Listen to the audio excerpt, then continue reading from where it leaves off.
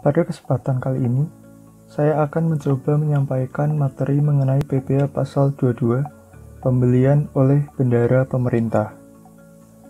Sebelum itu, jadi, dasar hukum pemotongan atau pemungutan PPh Pasal 22 atas pembelian oleh bendahara pemerintah adalah: yang pertama, UU Nomor 36 Tahun 2008 tentang Pajak Penghasilan, dan PMK Nomor 150/PMK03/2010. Baik, jadi apa itu PPh Pasal 22?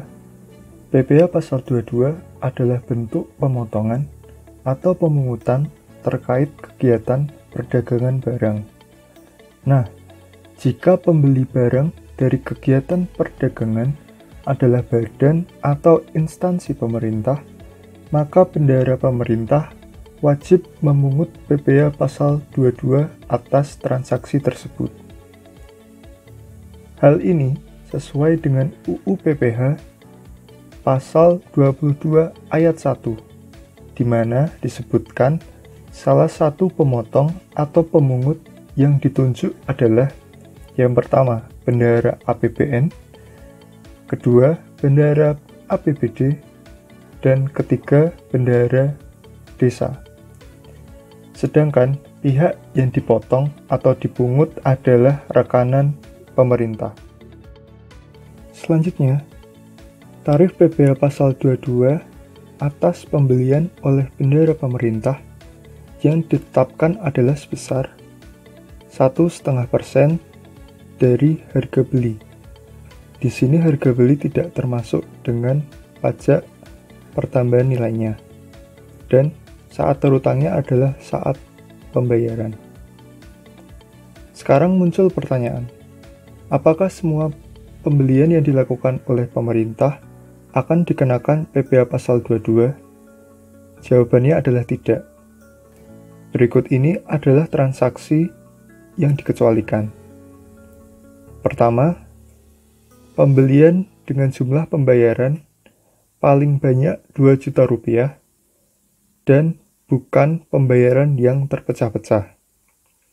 Kedua, pembayaran untuk bahan bakar minyak, bahan bakar gas, pelumas, benda-benda pos, dan pemakaian air serta listrik. Ketiga, pembayaran pembelian barang-barang sehubungan dengan penggunaan dana BOS.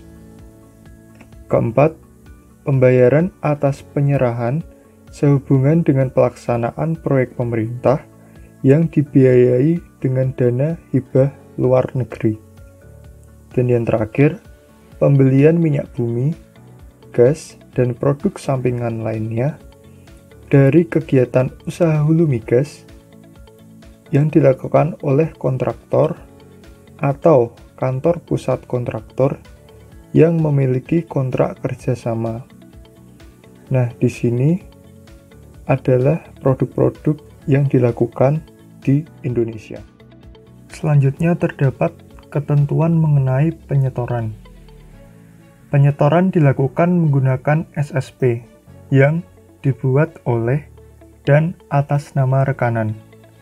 Sedangkan pihak yang menandatanganinya adalah bendahara pemerintah.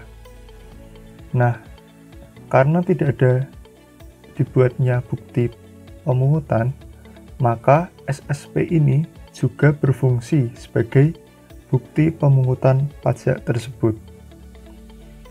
Untuk kode akun pajak dari SSP ini sama, yaitu 411122. Namun, untuk kode jenis setoran berbeda. Untuk bendahara APBN, KJS-nya adalah 910, bendahara APBD KJS-nya 920, dan bendahara desa KJS-nya adalah 930. Terkait batas penyetoran, untuk kuasa pengguna anggaran adalah pada hari yang sama dengan pelaksanaan pembayaran. Sedangkan untuk bendahara pengeluaran, paling lama 7 hari setelah tanggal pembayaran dilakukan. Selanjutnya, ketentuan mengenai pelaporan. PPh pasal 22 yang telah dipungut dilaporkan oleh pemungut menggunakan SPT masa PPh pasal 22. Paling lama dilaporkan 14 hari setelah masa pajak berakhir. Sekarang, mari kita coba mengerjakan latihan soal atau contoh kasusnya. Kita dapat melihat di dalam soal, terdapat beberapa transaksi pembelian dari pemerintah Provinsi Jawa Tengah pada bulan Agustus 2020. Yang pertama, membeli alat tulis kantor dengan harga beli Rp1.400.000 pada tanggal 4 Agustus. Dan yang kedua, membeli 50 mic conference system dengan total tagihan Rp17.875.000 pada tanggal 12 Agustus. Nah, pada total tagihan ini sudah termasuk dengan pajak pertambahan nilainya. Kita diminta untuk menghitung PPh pasal 22 yang terhutang. Baik, untuk transaksi pertama, tidak dikenakan PPh pasal 22 karena jumlah pembayaran tidak melebihi Rp2 juta. Sedangkan transaksi yang kedua, bendahara wajib memungut PPh pasal 22 dengan perhitungan sebagai berikut. Untuk mencari DPP-nya, kita dapat menggunakan rumus 100 dibagi 110 dikali nilai tagihannya, yaitu Rp17.875.000 untuk mencari harga beli tanpa PPN-nya. Lalu kita dapat mencari PPh pasal 22 terhutangnya sebesar 1,5% dari DPP yang telah ditemukan. Dan kita akan mendapatkan PP yang terhutang sebesar Rp243.750.